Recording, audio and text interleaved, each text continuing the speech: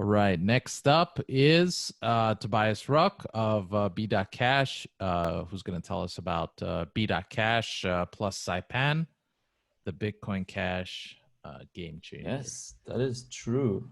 Be.Cash, third Bitcoin Cash anniversary. I wanted to share my thoughts on that and give you all an update on Be.Cash, because there's some really exciting stuff, I think, going on.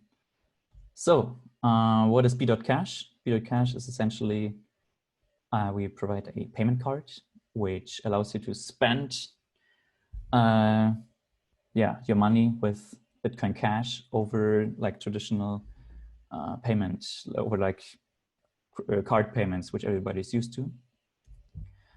And we also have a wallet or like a phone app, which allows you to connect your card with like your account.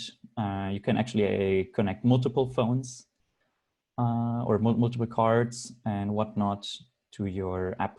And yeah, that's pretty cool. But I think the big question there that Be.Cash needs to answer and Bitcoin Cash needs to answer, actually every cryptocurrency needs to answer, is why is cryptocurrency not used in commerce everywhere already? Like, what are the reasons? And yeah, so for that, I think we need to look at the average Joe. Apparently there's a t-shirt company doing Average Joe's t-shirts.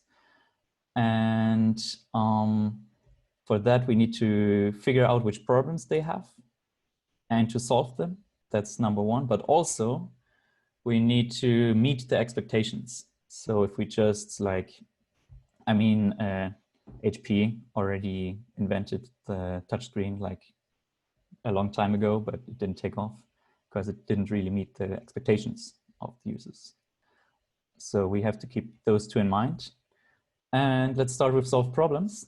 And I think Bitcoin Cash is actually solving some great problems. And I think the problem we can do is we can be faster, we can be cheaper, and we can be more reliable. That's kind of the meme in Bitcoin Cash. I mean, we also got stuff like international payments and so forth, but you know, those are, I guess, a subset of those. So to be faster, we are already insanely fast, I think, especially with ZeroConf. And eventually if we get Avalanche, then it'll be even like very secure. But in my opinion, right now we are slower than credit cards, especially like if you have to pull out your phone, you need to scan a QR code and stuff, then it takes, like, you need to open the app, maybe the camera doesn't focus, maybe, you know, like if you have a card, especially if it's NFC enabled, a credit card, then it's just faster. So cheaper, we are already really cheap, really cheap, 0.1 cent miner fee, and that's like the premium scale. That's like not super cheap actually. We don't have any monthly fee compared to like banks. And we already have loyalty SLP rewards, especially with HoneyPay. They're doing an amazing job there. And I think there will be much more in the future. But still, the customer pays the fee. And that's not how most people perceive it. Like if I pay with my credit card and it says $50, it'll deduct $50 no matter what. So more reliable. We are like always online. Very seldomly there's like a bug. Even 51% attacks we could handle it. Sometimes there are splits which make things a bit messy, but I think those can be handled. But still, beginners often lose coins due to a myriad of reasons. So I think we can also do better on that front. So solve problems, that's about one, but the part two, and I think that's actually also as hard, or maybe even harder than solving problems, is that we meet the expectations of our average Joes, like of the people who want to onboard. So people are used to card payments, like people use credit cards. They don't really use QR codes, at least in like the area I want to focus on. They don't want to depend on the internet. Like like cash is offline. Credit cards, you don't need to connect the internet with your credit card. They're used to accounts. I already alluded to that in the previous section. Like you're tied to this identity, and like this thing just exists, and your phone kind of can connect to that, or your card.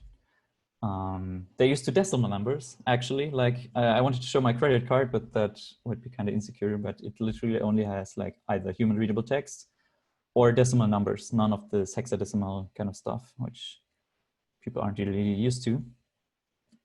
It needs to be a unit of account, something people can relate to. It should be like, it should feel free, so they don't like what gets deducted is what they like paid, what it's like in the register. We also need to have recurrent payments. Like that's what people are used to. For example, if I do like my lessons, or if somebody signs up for a gym, they can just do that. Like the bank will handle it and automatically send the stuff. And they expect actually chargebacks. So if something messes up, like for example, I gave the wrong IBAN number to some transaction, and they just reverted the transaction. It just came back again, the money, and nothing terrible happened. So how does Bitcoin Cash stack up against those expectations? So for card payments, right now, we don't really have card payments. We have QR codes. And I think in Asia that might work, but I don't think it will pick up in the US or Europe, because like cards are used everywhere. It would be kind of awkward to switch, and people have habits. Offline, also, if you don't have service, I experienced that myself firsthand in Australia. Like I couldn't, for the love of God, I wanted to use Bitcoin Cash, but it was so hard because I didn't have a SIM card accounts. Yeah, we've got wallets. I mean, wallets are great, but this is not what people are used to. We've got, software wallets, web wallets, cold wallets, brain wallets, hardware wallets, all of that completely new concepts. And like, we don't want to educate our users. We want them to like have them as they are and just switch out their stuff, and they can just go ahead with their life. Decimal numbers, I don't think I need to say much more on that. Yeah, just, I mean, even I, who likes to look at hex transactions, is kind of afraid of that box. So let's just move on. Unit of account.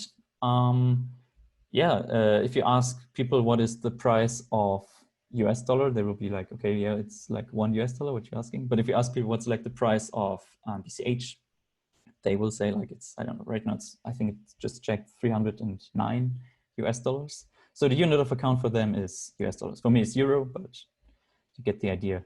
And I actually believe that we won't have stability on Bitcoin Cash for a very long time, price stability, because the supply can't adapt. Like if the price goes up, it'll just have a continuous steady supply. And so I think it'll be very unstable for a quite long time. So we need to find a solution for that. We also have fees. Like we have some fees. Obviously, like we have to be fair. It's very small. It's less than a cent. Often less than 1/10 of a cent. So, but it's still like it's non-zero. And as Romit mentioned in the previous, like they would be like, why would I want to pay for something like a transaction? It's free. Like I even get money for that. Yeah, for recurrent payments, I mean, we don't have anything. We've got Mecenas, to be fair. But I mean, even Karol Czetkowski kind of admitted like, yeah, okay, your X isn't quite there because you kind of have to lock up your coins. Doesn't really work well. Chargebacks, I think this is the worst. If your coins are sent, they're sent like this morning, I had to send like a bunch of coins, like a bunch. And it was so scary. Like I double checked. It's just, I don't know. It's still frightening. And when I do a bank transaction, I don't, even if it's more money, I don't feel the same, because I'm like, oh yeah, we can figure it out. Like they won't, like they can send the stuff back. I can call my bank and stuff. So yeah. So yeah, it's like, so that's it. Like, are we lost? And I don't think we are at all. Be.Cash will solve these problems, and I will show you how. So the card payments, I think I already showed a bunch of presentations here. But yeah, just like you've got a point of sale system, you hold it on the scanner, it'll scan. And I mean, Bitcoin Cash is just amazing. Like the transaction actually arrived after like 1 or 2 seconds, which is just crazy. And I got an onion. Yeah, and this is what we're building. And it already works. It's still in a prototype stage, but yeah. So offline, this is the secret sauce of a Be.Cash, like the cool stuff.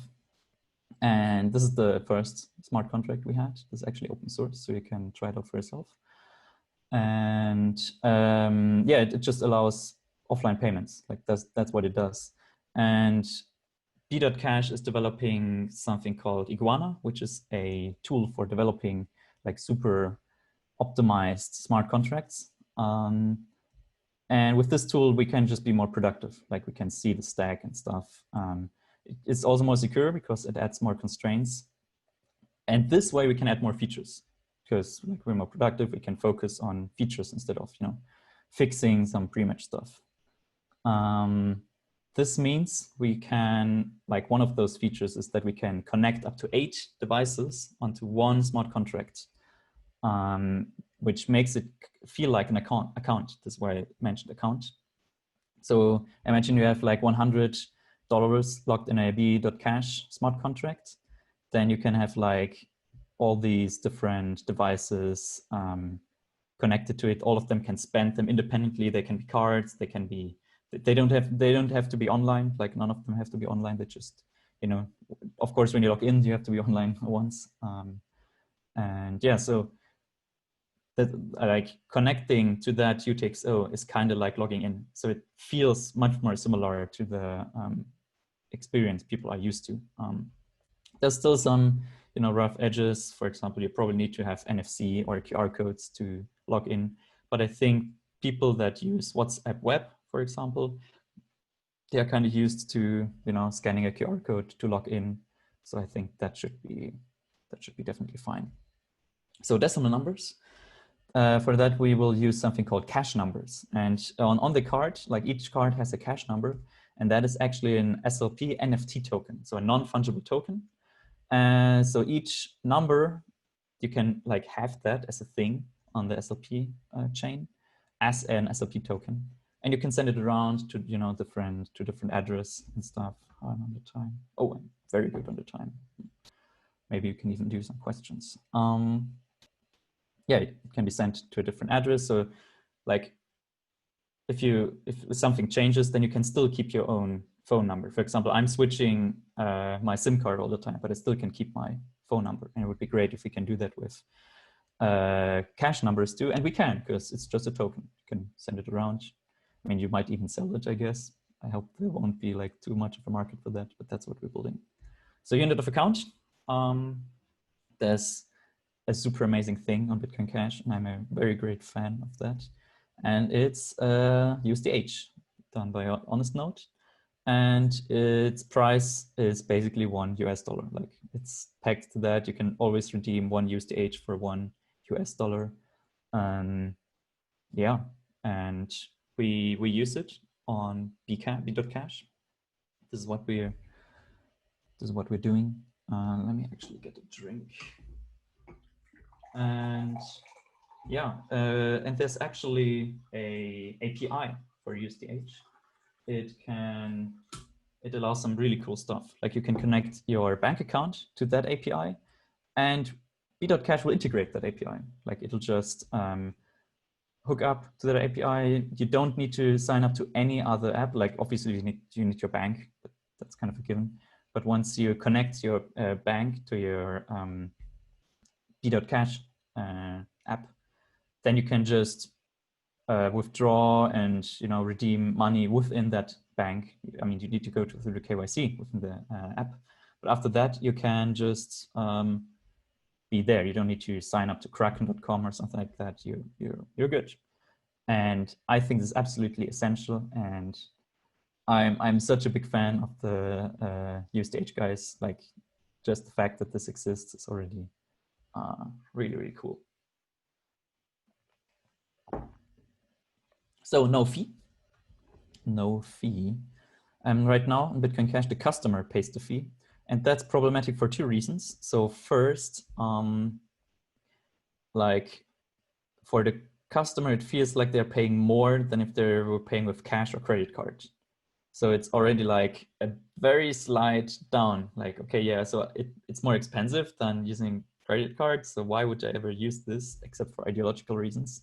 So that, and because it's cool tech and we can't rely on that. And the other thing is that it's kind of burden of the customer to make sure that the merchant receives the money. So if he picks the wrong fee, then the merchant doesn't receive the money. But I think it should be on the merchant to, you know, make sure the payment goes through. And this is why Visa, for Visa, the merchant pays the fee because it wants to compete with cash. And Be.Cash, it'll be the same thing. The merchant will pay the fee. It's part of the smart contract. It's written in there. It works fine. It just works. And yeah, and then if there is some congestion, we already had congestion on Bitcoin Cash. Like we can't deny that it happened. Then it's kind of the burden of the merchant to make sure that they pick the right fee. Of course, like it would be great if we never had congestion, but it's just the world we live in. And yeah, and we should at least be prepared for that. So recurrent payments, this is really, really cool. I mean, all of those are really cool, but this is especially cool. So the way the smart contract works is you have, you just feed it a signature from the card and some bunch of other data, and it'll basically send you money out. Like this is how it works. You tap the card on the point of sale system, it gives you a signature, and you can feed that into smart contract. But we've actually been able to extend the smart contract so it can also do recurrent payments. So if the timeout within the recurrent payment expired, you can redeem some of the coins within that smart contract. And this is actually really, really cool because it allows new business models. For example, a subscription-based business model and some Patreon-style kind of funding, which I think is huge. I think those could be a big avenue to adoption.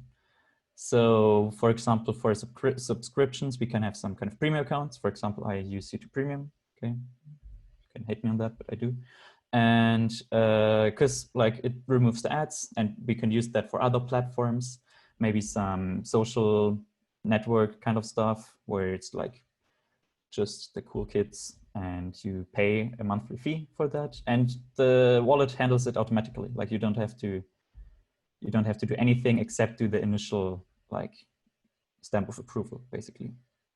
And then you don't even have to be online anymore. Yeah, it'll just do it automatically. But also membership fees, like gyms and clubs. If they would integrate it, like why wouldn't they? They just get money like on a different app, and maybe it'll withdraw them automatically to their thing, like their bank account. And also like, especially I think for the third world or something, that would be very interesting to have like rent paid this way. It's like, okay, yeah, just sign this recurrent payment, and I can see like what's the current state of the rent payment. Like, is it still on the blockchain? Will it be able to be paid? And stuff like that. But also Patreon style funding. So you can support content creators, for example, like on Patreon, people who make videos, or also developers, because that is a big problem on Bitcoin Cash. And I think if we have a way to support that, that will be very, very great, especially for smaller libraries that are kind of needed, and people want to be able to support developers doing that. I think that would be great. So chargebacks. Localbitcoin.com already does this. They have an escrow mechanism, and they have a blind non-custodial escrow. And the cool thing about that is that it's unregulated in the US. So anybody can do it because it's non-custodial. I think the blind is just, nice to have. But yeah, it's like you can just send, I've got actually a slide for that. So suppose you have a customer and a merchant, and the merchant sells some ice.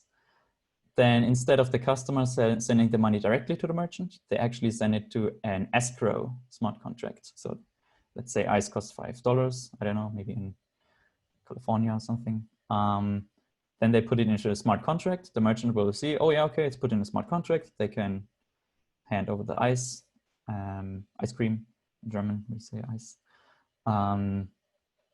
Yeah, and then after like 2 days or something, the contract is like the stuff is released and the merchant has the money, which is very similar to how payments work today, more or less, credit card payments. And if the merchant is kind of, you know, a scammer and says like, or has a fake app that will always add 2 zeros, then like my phone will detect that and be like, oh yeah, actually like you've got $500, is that like intended? And I will be able to like call the escrow agent that is locked into the smart contract and be like, oh yeah, actually like this looks shady. This is meant to be for the merchant, who's an ice cream merchant. And this is not legit. Yeah, or let me actually speed up a bit.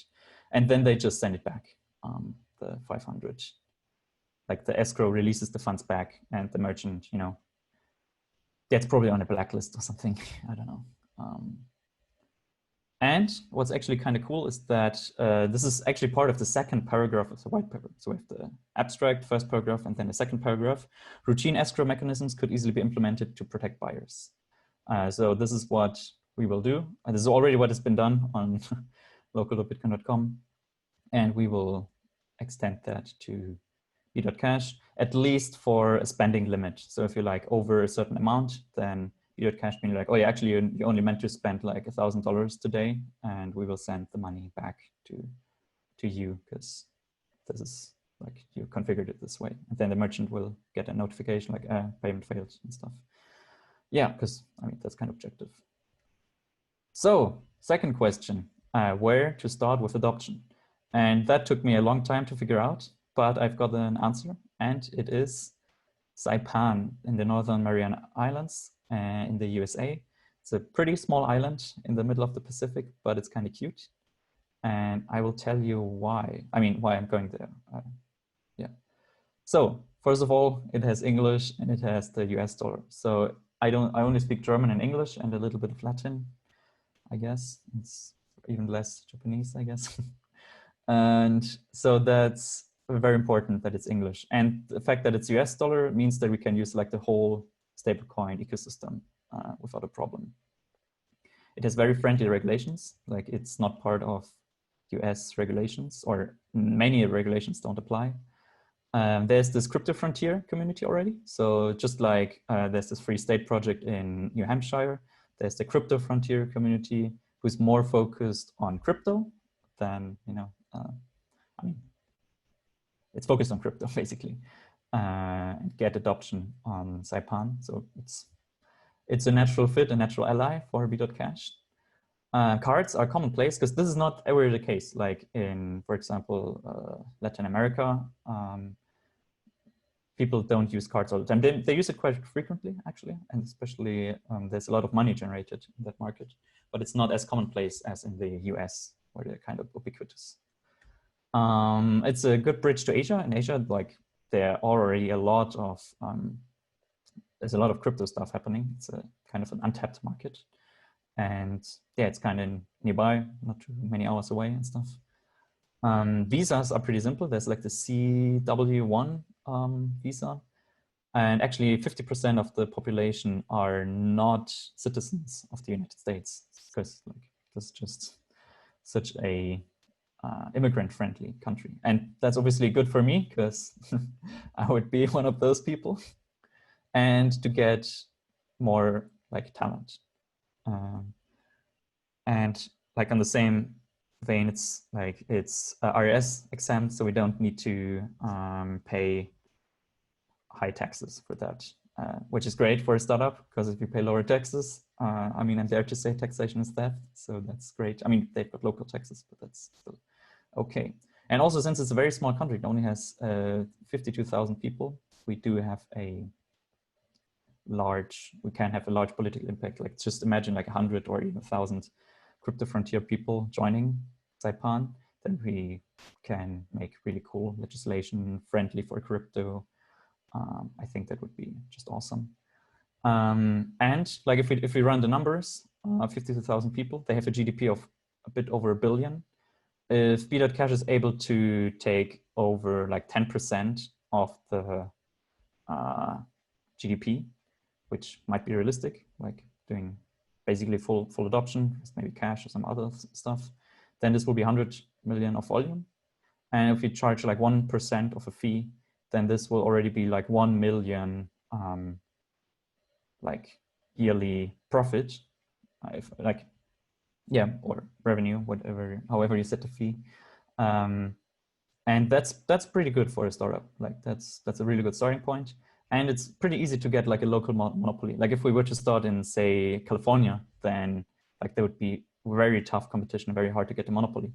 But here, if you onboard one merchant, then, or let's say like 10 merchants, that's already like a big chunk of the merchant base there. But if I onboard like 10 merchants in California, then I don't know, it'll not be as much as in Saipan.